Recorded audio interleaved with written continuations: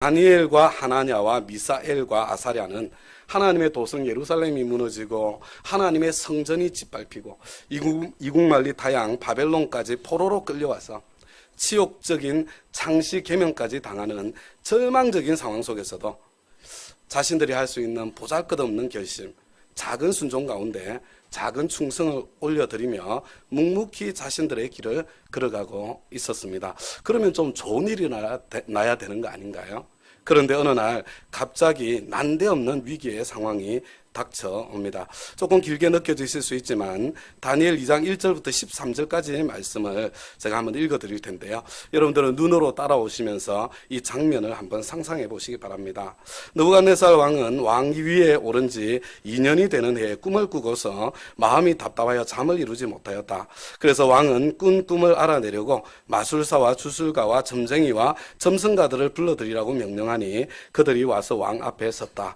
왕이 그들에게 말하였다. 내가 꿈을 하나 꾸었는데 그 꿈을 알 수 없어서 마음이 답답하다. 점성가들이 아람말로 왕에게 아뢰었다. 임금님의 만수무강을 빕니다. 그 꿈을 종들에게 말씀하여 주시면 해몽하여 드리겠습니다. 그러자 왕이 점성가들에게 말하였다. 나의 명령은 확고하다. 너희가 그 꿈의 내용과 해몽을 나에게 말해주지 못하면 너희의 몸은 토막이 날 것이며 너희의 집은 쓰레기더미가 될 것이다. 그러나 너희가 그 꿈의 내용과 해몽을 말해주면 내가 너희에게 선물과 상과 큰 명예를 주겠다. 그러니 그 꿈과 그 해몽을 나에게 말하여라. 그들이 다시 아뢰었다. 임금님께서 그 꿈을 종들에게 말씀하여 주시면 해몽해 드리겠습니다. 왕이 호령하였다. 과연 내가 생각한 대로구나. 나의 명령이 확고한 것을 알고서 너희는 지금 시간을 벌려고 한다.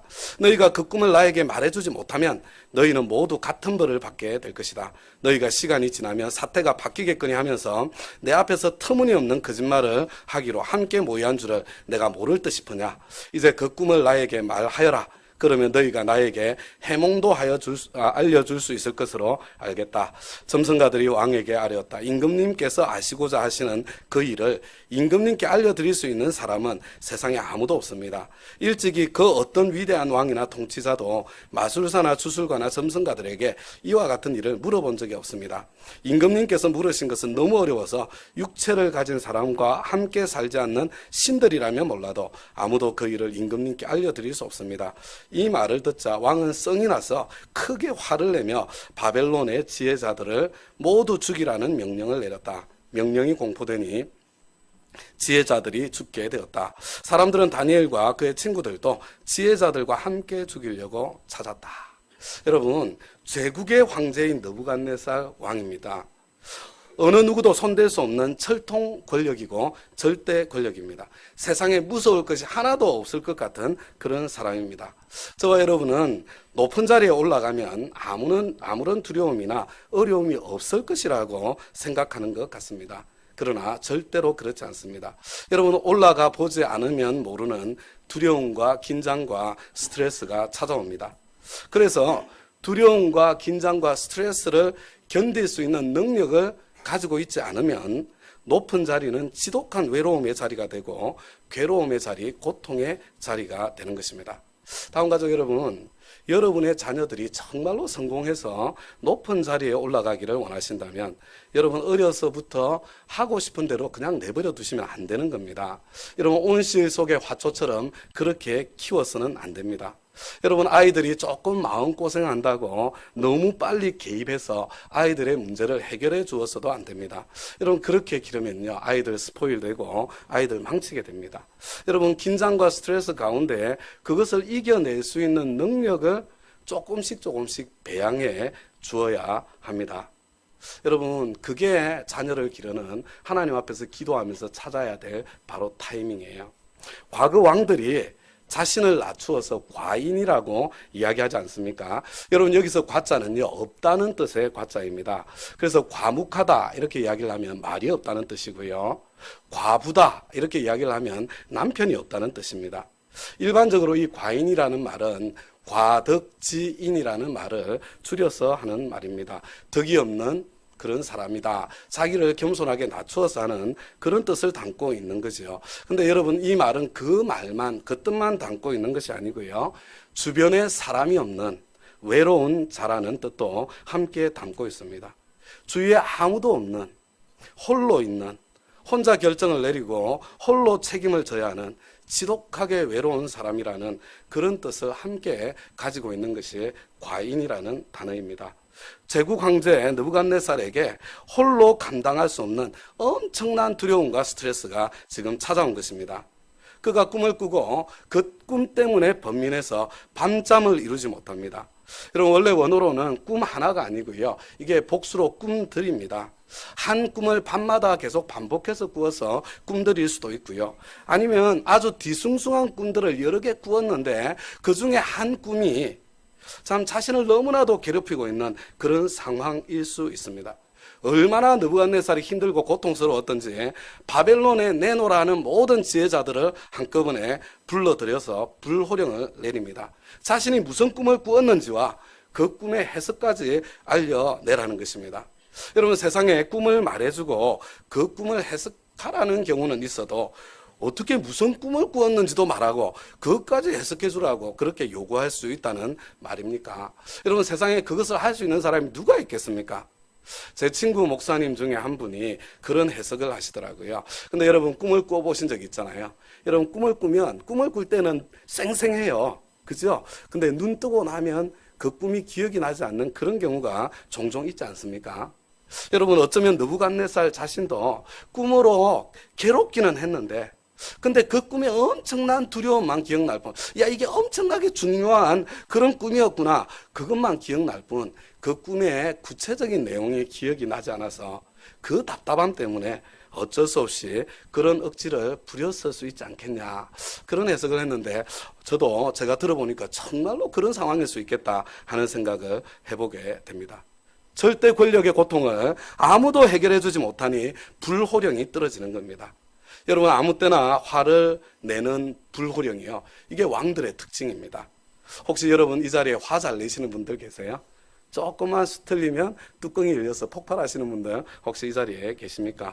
아무 때나 버럭 하시는 분들 계세요? 여러분, 지금 왕의 자리, 하나님의 자리에 앉아 있다는 그런 표시입니다.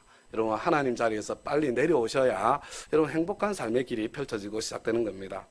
제국의 황제는 자신의 고통 하나 해결해 주지 못하는 그런 쓸모없는 바벨론의 모든 지혜자들을 모조리 죽여버리라고 그렇게 명령합니다.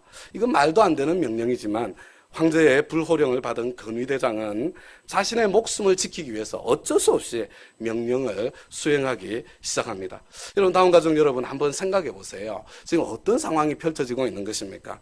지금 위기가 점점 고조되고 있는 것입니다. 아무도 해결할 수 없는 위기 상황이 펼쳐지고 있는 거예요. 이때 누군가 등장해야 되는 겁니다. 하나님께서 일하실 때가 된 거예요. 지금 이 위기의 상황은 다른 것이 아니라 다니엘의 등장을 재촉하고 있는 것 같은 바로 그 위기라는 것을 느끼게 되는 거죠. 하나님께서 다니엘을 지금까지 훈련하면서 자신을 준비해온 그 다니엘입니다. 역사의 전면으로 끌어내는 그런 통로가 되고 있다는 것을 느낄 수가 있습니다. 지금 다니엘 자세한 영문도 모르는 채 이 다니엘과 세 친구의 생명까지 위태롭게 되었습니다. 왜냐하면 다니엘은요, 왕궁에 들어갈 수 있는 그런 신분이 아니었어요. 지금 높은 자리에 있는 사람들이나 자세한 내용을 알지 자기는 영문도 모르고 지금 죽게 된 거예요. 다니엘은 자기의 그 생명의 위협이 찾아왔을 때 이거 하나님 외에는 달리 방법이 없구나, 그것을 감지합니다. 그러나 그 상황 속에서도 침착하게 시위대장에게 물어봅니다. 우리 한 장 넘겨서 이어지는 본문 14절부터 16절까지 말씀을 함께 한번 읽어보겠습니다. 시작. 다니엘은 바빌론의 지혜자들을 죽이려고 나온 왕의 시위대 장관 아리옥에게 가서 슬기로운 말로 조심스럽게 물어보았다.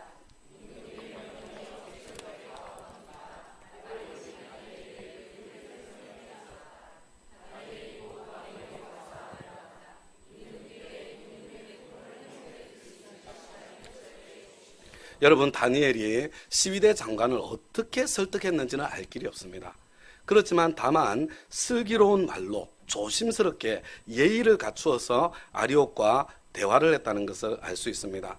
여러분, 다니엘은 직접 왕에게 들어갈 수 있는 신분이 아니에요. 지금 시위대 장관이 다니엘이 황제를 만날 수 있도록 길을 열어준 것입니다. 근데 여러분, 지금 다니엘이 황제에게 지금 그 꿈의 해석과 내용을 가지고 지금 들어가는 게 아니에요. 지금 다니엘에게는 아무것도 가진 게 없습니다. 다니엘은 빈손이에요. 바벨론의 지혜자들이 시간을 끌려고 하고 있다고 의심하고 있는 황제 앞인데, 여러분 지금 빈손으로 들어간다는 것은요, 오히려 죽음을 재촉할 수도 있는 그런 상황인데 목숨을 걸고 나아간 것입니다.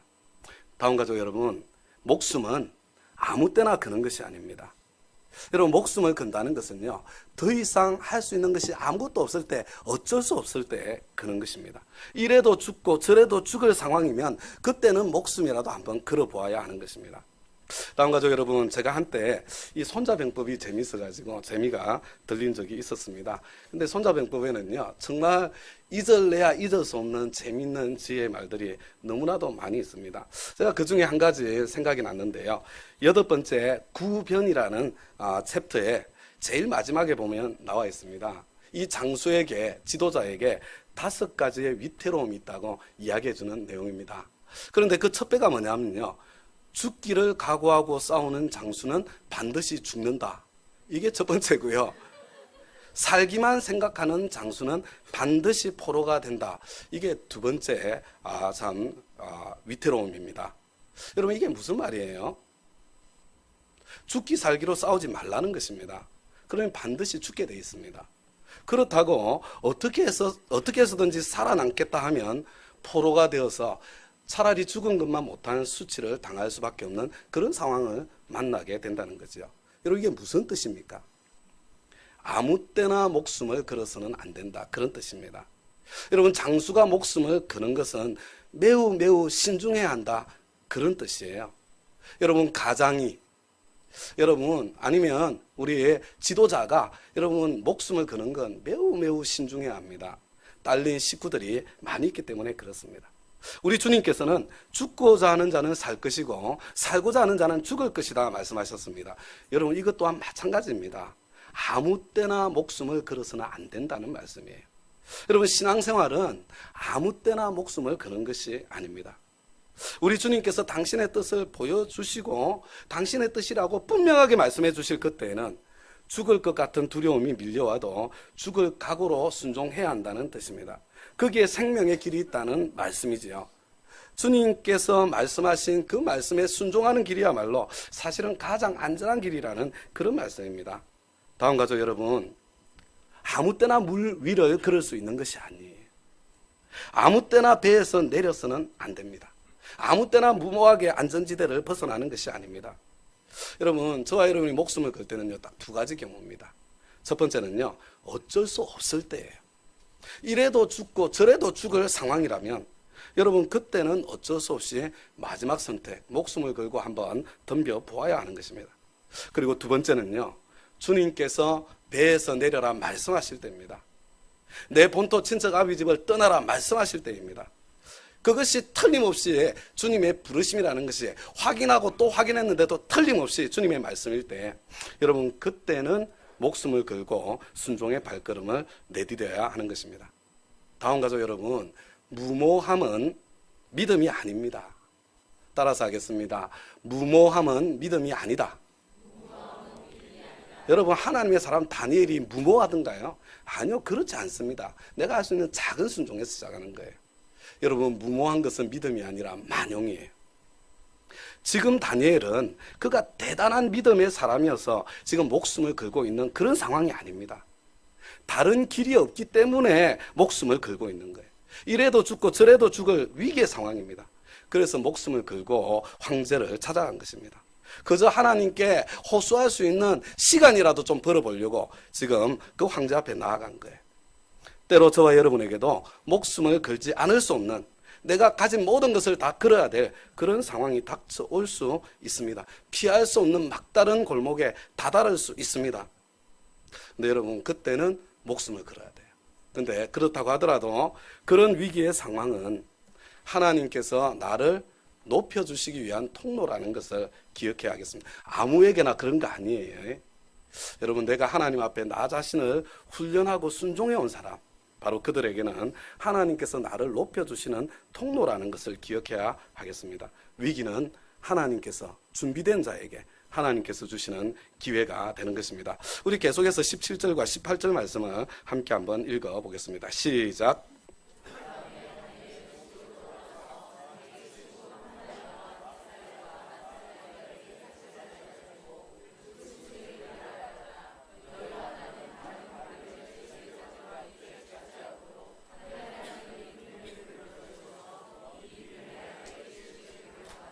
여러분, 하나님의 은혜로 황제에게 얼마간의 시간을 얻은 다니엘, 집으로 돌아오자마자 새 친구를 먼저 찾습니다. 새 친구에게 자초지종을 설명합니다. 뭐 하고 있어요? 기도 부탁하고 있는 겁니다. 그리고 합심하여 기도하기를 시작합니다. 여러분, 이 다니엘과 새 친구들이 어떻게 기도했을까요? 어떻게 기도했을까요? 하나님 들어주시려면 들어주시고 말려면 마세요. 여러분, 뭐 이렇게 기도했을 것 같습니까? 여러분, 지금 다니엘 금식 기도하시면서 여러분 어떻게 기도하고 계세요? 들어주시려면 들어주시고 말려면 마세요. 뭐 이렇게 대충 기도하고 계신가요? 혹시 저와 여러분 간절한 기도가 되지 않을 때가 있어요. 그죠? 간절한 기도가 되지 않을 때. 여러분, 혹시 여러분들 지금 나는 간절히 기도하고 싶은데 간절한 기도가 잘 되지 않는다. 혹시 그런 분들 계시면요, 여러분들 감사하셔야 됩니다. 감사하셔야 돼요. 왜 그런 줄 아세요? 지금 살만하다는 뜻이기 때문에 그렇습니다. 여러분, 내가 살만할 때는요, 간절한 기도 원래 안 나오는 거예요. 여러분, 그게 인간입니다. 그러니 살만하게 만들어 주셨으니 얼마나 감사해요. 여러분, 죄책감 안 가지셔도 돼요. 여러분 잘못이 아닙니다.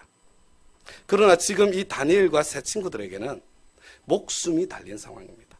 여러분, 달릴 길이 없습니다. 시간도 얼마 없습니다. 아마 간절한 기도였을 것입니다. 땀이 땅에 떨어지는 핏방울 같이 되도록 그렇게 기도했을 것입니다. 아마 목숨을 걸고 기도했을 것입니다.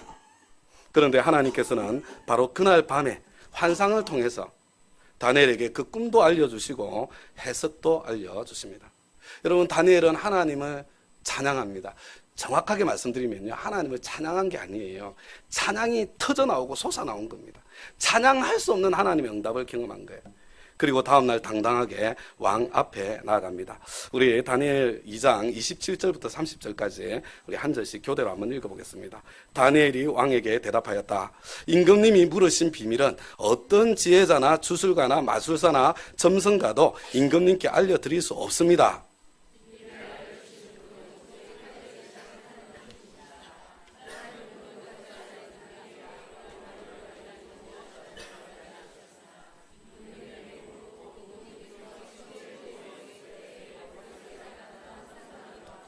임금님이 잠자리에 드셔서 앞날의 일을 생각하고 계실 때에 비밀을 밝히는 분께서 임금님께 앞으로 일어날 일을 알려주신 것입니다.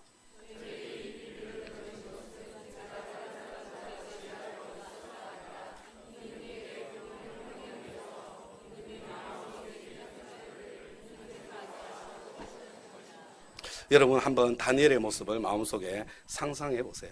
다니엘이 당당하면서도 예의를 갖춘 겸손한 태도를 볼 수 있으시기 바랍니다. 다음과 같이 여러분, 하나님의 사람의 당당함은 무례해도 된다는 것을 의미하는 것이 아닙니다. 여러분, 하나님의 사람들은 하나님 때문에 당당하고 단호해야 하지만 그때도 예의를 갖추셔야 돼요. 왜냐하면 사랑은 무례하지 않는 것, 예의를 갖추는 것이기 때문에 그렇습니다. 여러분, 단호하고 당당하지만 예의를 갖추는 하나님의 사람 모습, 여러분, 거기에 하나님의 사람의 권세가 이렇게 새어나오는 거예요.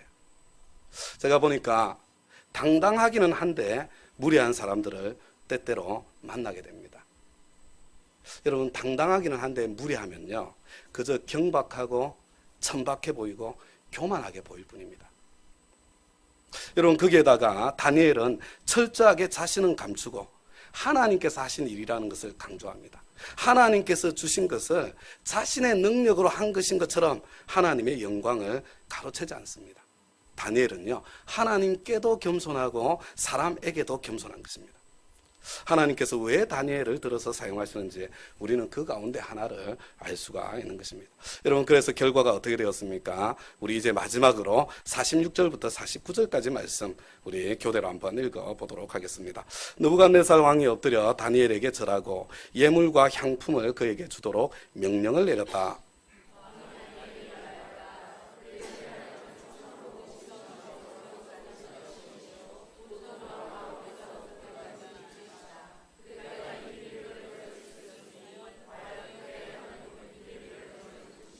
왕은 다니엘의 지위를 높이고 귀한 선물을 많이 주며 그를 바빌론 지역의 통치자와 바벨론 모든 지혜자의 어른으로 삼았다.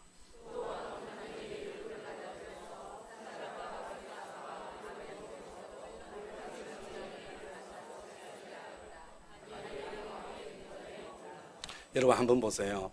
다니엘은 끊임없이 자기를 낮추었는데 하나님께서는 다니엘을 높여주십니다.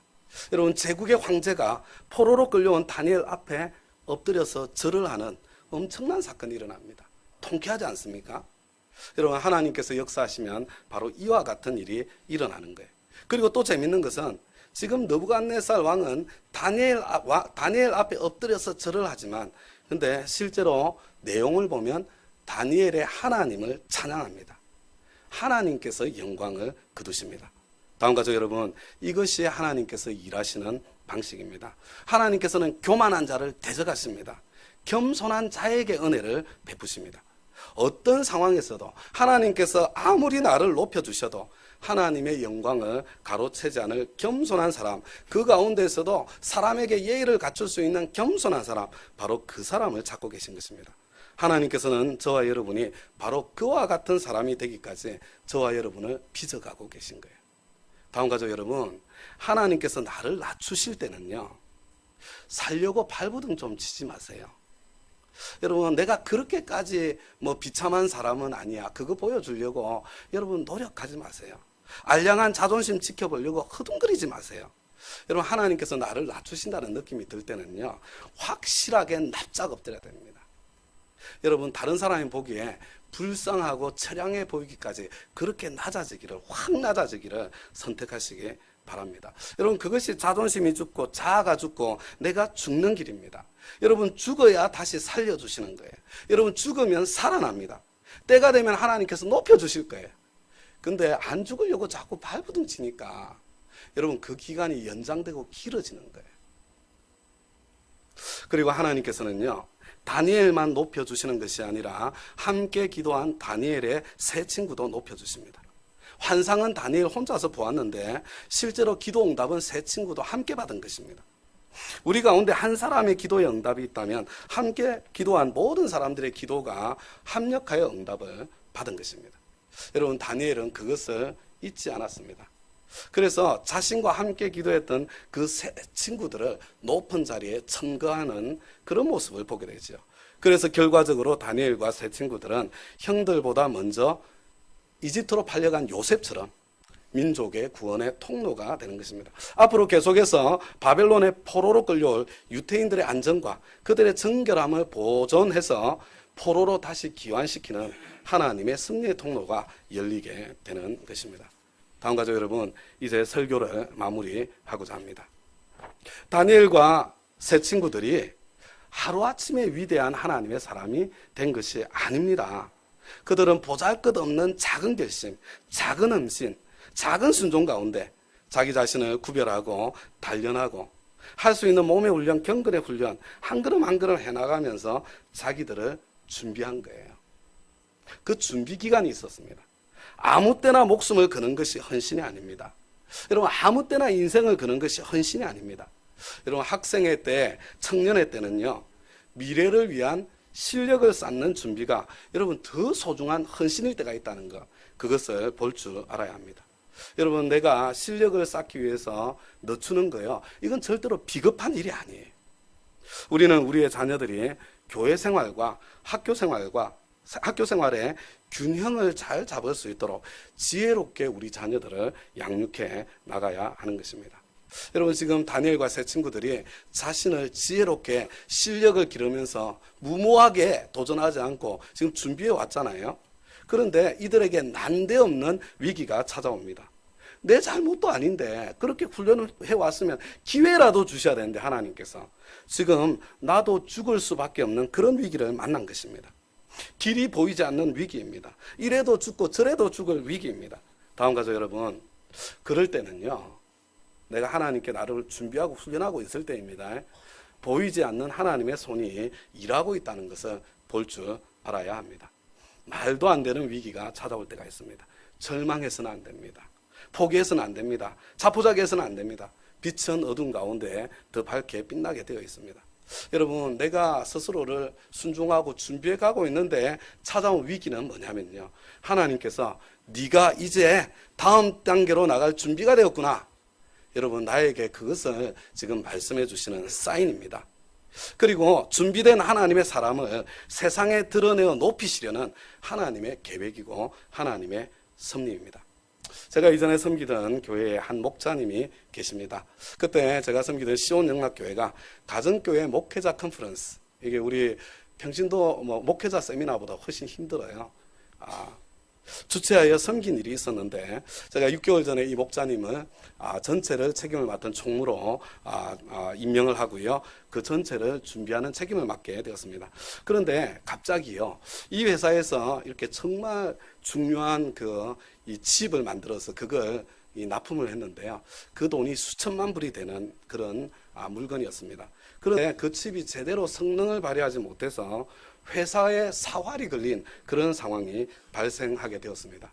컨퍼런스를 한 달 정도 앞둔 그런 때였는데, 그 회사에 있는 모든 엔지니어들이 다 한국으로 이렇게 그 사무실을 얻어놓고요, 지금 출장을 와야 되는 그런 상황이 되었습니다. 이게 한 달이 걸릴지 두 달이 걸릴지 세 달이 걸릴지 모르는, 해결되지 않으면 돌아오지 말라는 그런 이야기를 듣고 출장을 떠나게 된 거예요. 이분이 회사에 간곡하게 예의를 갖추어서 부탁했습니다. 컨퍼런스 기간만은 저는 꼭 휴가를 일주일 내야 됩니다. 6개월 전에 내가 이미 허락받지 않았습니까? 허락이 되었기 때문에 진행된 다른 중요한 일이어서 나는 그때는 무슨 일이 있어도 나는 출장을 다시 돌아와야 되겠습니다. 간곡하게 회사에 부탁을 했고요. 그리고 우리 교회도 간곡하게 참 이분이 돌아와서 지휘했던 것을 완수해내도록 그렇게 기도를 하게 되었습니다. 모든 동료들이 목욕도 못하고 밤잠도 제대로 못하고 면도도 못하고 밤낮으로 노력하고 있는데, 그리고 그 컨퍼런스 기간 중에 이제 결정적으로 중요한 테스트 일정이 잡혔습니다. 근데 그 상황 속에서 이분이 다시 돌아오는 거예요. 미국으로. 컨퍼런스를 책임을 다하기 위해서. 너무나 미안했다고 그래요. 그 함께 일하는 동료들에게. 그리고 와서 헌신적으로 섬겼어요. 우리 교회가 함께 합심해서 열심히 기도했고요. 그때 참가하신 목사님, 사모님, 선교사님 160명이 함께 기도해 주었습니다. 그런데 그 컨퍼런스 중에 그 프로젝트 테스트가 완전하게 실패를 했습니다. 그분은 하나님께 헌신했고 우리 온 교회는 그분을 위해서 간절히 기도했는데도 결과는 실패로 끝장이 나게 된 것입니다. 이분이 컨퍼런스 끝나고 다시 한국의 현장으로, 근데 이제 집을 다녀가니까 말끔하게 이렇게 면도하고 깨끗한 모습으로 복귀를 했잖아요. 근데 씻지도 못하고 밤잠도 못 자고 집에도 못 가고 프로젝트에 매달려 있다가 그냥 실패를 통과한 이 직원들이 마치 벌레를 씹은 그런 표정으로, 그래 이런 때에 너는 집에 다녀왔냐? 자신을 쳐다볼 때 너무나도 민망하고 부끄러웠다고 합니다. 그런데요, 그 프로젝트에 기적같이 또 한 번의 기회가 주어졌대. 마지막 기회라고 한 번이 더 나왔답니다. 모든 엔지니어들이 정말 죽을 똥 살똥 총동원되어서 제품의 성능이 제대로 나오도록 만들기 위해서 이 소프트웨어를 개선하는 작업을 하고 있는데요, 무슨 노력을 해도 문제가 해결되지 않더라는 거예요. 그런데 이분이 이제 아이디어가 훅 들어와서 그 아이디어를 가지고 새로운 시도를 하면 그때마다 성능이 조금씩 좋아지는 거예요. 그리고 이 컴퓨터로 작업을 하기 때문에요, 이게 누군가 새로운 알고리즘을 시도를 하면 누가 접속해서 그 시도를 했는지를 모두가 알 수 있대요, 그 엔지니어들이. 근데요, 여러분, 이 프로젝트가요 7번, 그 이후로 7번 끝장났다가 8번째 다시 살아나게 되었는데요. 근데 재밌는 건 뭐냐면 죽었다가 살아날 때마다 이분이 점점 높아지는 거예요. 이 사람의 아이디어가 들어갈 때마다 이게 성능이, 퍼포먼스가 점점 좋아지는 거예요. 그리고 마침내요, 이분이 그 전체 프로젝트의 책임을 맡게 되었습니다. 이분이 그 책임을 맡자마자 며칠 지나지 않아서 그 프로젝트가 완결이 됐고요, 문제를 다 해결한 거예요. 2배의 계약을 하게 되었다고 합니다. 이게 원래 이미 들어간 것만 해도 수천만 불이에요, 수천만 불. 이미 물건을 만들어 둔 상태였기 때문에 회사가 수천만 불의 손실을 고스란히 떠안아야 되는 상황이었습니다. 근데 그거 다 살고요, 그 다음에 그것과 똑같은 물량의 주문을 더 받은 거예요. 절체절명의 위기 상황은 하나님께서 하나님의 사람을 높여주시려는 통로입니다. 물론 피가 마르는 긴장과 고통이 있습니다. 그러나 포기해서는 안 됩니다. 끝까지 하나님을 붙잡고 나의 최선을 다해야 합니다. 다음 가족 여러분, 어쩔 수 없이 목숨을 건 모험을 해야 될 때가 있습니다. 사면초가로 사방에 길이 없을 때가 있습니다. 어떻게 해야 되겠습니까? 함께 기도할 수 있는 기도의 사람들을 모으고 기도하는 길밖에 없습니다. 그리고 죽기 살기로 모험을 해야죠. 여러분, 죽기밖에 더 하겠습니까? 망신당하는 것밖에 뭐가 더 있겠습니까? 학교의 절체절명의 위기 상황 속에서 총장으로 이렇게 세워지고요. 하나님 앞에 불가능해 보이는 기도 제목을 가지고서 함께 기도할 사람들 모으고 함께 기도하며 나아갔을 때, 그리고 최선의 노력을 기울였을 때, 그 가운데 하나님께서 역사하셔서 기적 같은 일이 일어나도록 그렇게 은혜를 베풀어 주셔서 믿지 않는 교수님들조차도 하나님께서 총장님의 기도에 응답하시는 것 같습니다, 그렇게 고백하게 만드는 그런 사건을 펼쳐주시고 이루어주신 하나님이 바로 우리 하나님이시잖아요. 어디 멀리서 일어난 것이 아니라 바로 우리 교회에서 그런 일이 일어나고 펼쳐지지 않았습니까? 저와 여러분에게도 길이 없는 사면초가의 상황이 일어난다고 하더라도 여러분 함께 기도하며 나의 최선을 다하고 나아갈 때 하나님께서는 기도 응답의 기쁨을 기도한 모든 사람과 함께 나누게 하시고, 그리고 하나님 당신께서는 영광을 거두시는 그런 축복을 허락해 주실 것입니다. 우리가 지금 다니엘 금식 기도로 함께 한 해를 맞이하고 있는데요. 여러분, 이제 일주일 남았습니다. 여러분, 목장 식구들과 함께, 초원 식구들과 함께 좀 더 솔직하게 나의 진짜 기도 제목을 좀 나눠보세요. 내 진짜 기도 제목이요. 내 진짜 기도 제목. 서로 격려하면서 하나님을 기대고 의지하는 가운데 그 진짜 기도 제목 가지고 좀 씨름하는 그런 기간 되시기를 부탁드립니다. 그래서 금년 1월에 그리고 금년 1년 내내 하나님의 기적을 경험하고 누리는 2019년 되어지시기를 우리 주님의 이름으로 축복합니다. 우리 다 함께 자리에서 일어나셨어요. 사면초가 위기 상황을 나를 높여주시는 기회로 만들어주시는 우리 하나님을 바라보시면서 우리 기도하는 마음으로 전능하신 나의 주 하나님은 우리 함께 찬송하겠습니다.